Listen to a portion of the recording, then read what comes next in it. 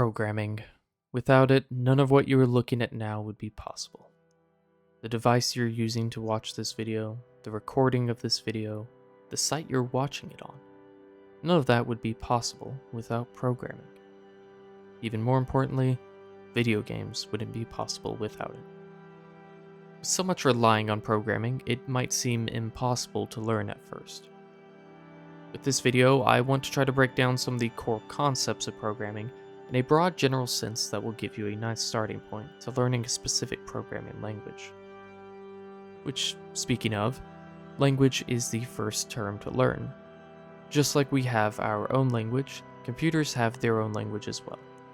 Binary, ones and zeros. However, we don't really work in binary. Instead, we effectively use a translator in the form of programming languages. I'm not going to go into details as to what differentiates all the different programming languages, but just like we have English, Spanish, Japanese, and so on, there are numerous different programming languages out there. For this, I'm going to be showing code examples of C#, C++, and Python. These are some of the most common languages, with C# and C++ in particular being often used in game development. Although there are a lot of variables to consider when choosing to learn a programming language. Which, speaking of variables are used to hold data of various types to be used within a program. Data types are the kinds of forms data can take. While some languages might have additional data types, these are the main core data types. Integer. This type stores a whole number. It can be either positive, negative, or 0. It can also be a small number or a very large number, just as long as it is a whole number. Float. A float is a floating point number. In other words, a number with decimals. Very useful for calculating percentages or representing a fraction. Bool, or boolean, is a simple true or false data type. In most cases, it can have a value of true or false. The value can also be represented as a 1 for true or a 0 for false. Char, which is shorthand for character, represents a single letter, number, or ASCII value. For example, a char could have a value of 0, or C, or an exclamation point.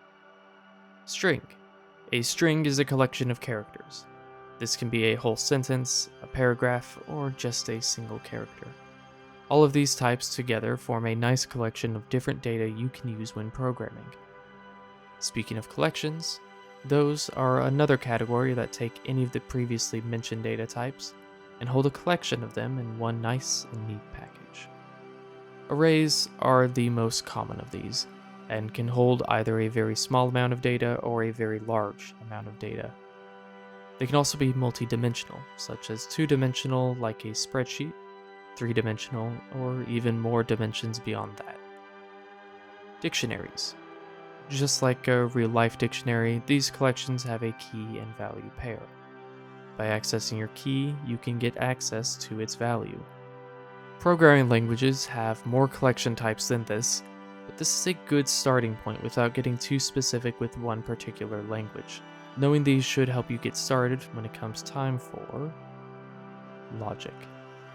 While this isn't an official term used for everything in this section, I find it's a useful descriptor when talking about the way a programming language functions. I'll start out with a question. Do you like video games? If you do, then you should check out Peglin. If you don't, then do you like movies? If so, you should check out Iron Lung. Otherwise, maybe try reading a book. That is the basic logic of an if, else if, and else statement. If checks if some value or comparison is true, and executes some code if it is. An else if will only run if a previous if statement is false. Lastly, at the end of an if or else if chain, an else statement runs. In this instance, it is my last resort in suggesting something fun for you to do. While I hope you won't have to re-watch this video several times, if you did, you might find yourself in a loop. A for loop in programming will keep repeating until a certain condition is met. In this instance, until you watch this video 3 times. But while we wait for that, let's discuss while loops. A while loop repeats until a given value is true. In this instance, until you subscribe. Now, it might seem confusing as to what the difference between these two loops really is, and when you should use one or the other. The simplest explanation of this is that for loops should be used when the number of loop iterations needed is known ahead of time. A while loop is more useful when you don't know how many iterations it will take to be true. Just like with data and collection types, there are more examples I could give you for logic in programming. Instead, though, I'd like to discuss everyone's favorite subject: math. It all began when one ancient civilization asked the question, what does 1 plus 1 equal? I'll spare the details as this video would get significantly longer if I turned it into a math lecture. Math is, however, crucial to know when programming, although the complexity of the equations needed will heavily depend on what it is you're programming.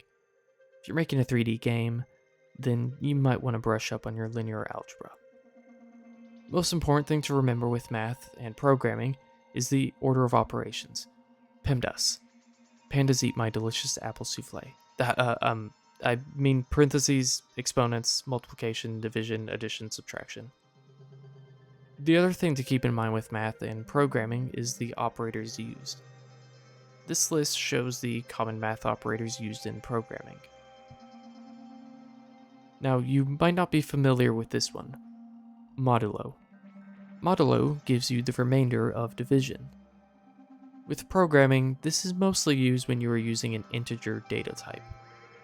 For example, in most programming languages, if I divide 9 by 2, the value I'll get in return will be 4. Typically in programming, integer division will only return an integer. So instead of getting 4.5 as the answer, you'll only get 4. On the flip side, if you find the modulo of 9 by 2, you'll get a return value of 1, as that is the remainder left over after dividing 9 by 2. If this concept is new to you, it might take a bit to get used to, but it's worth getting used to, as once you do, you'll find modulo has several uses in programming. Which brings me to the end of our journey here.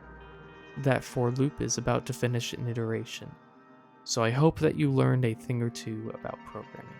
And please, stay tuned for more.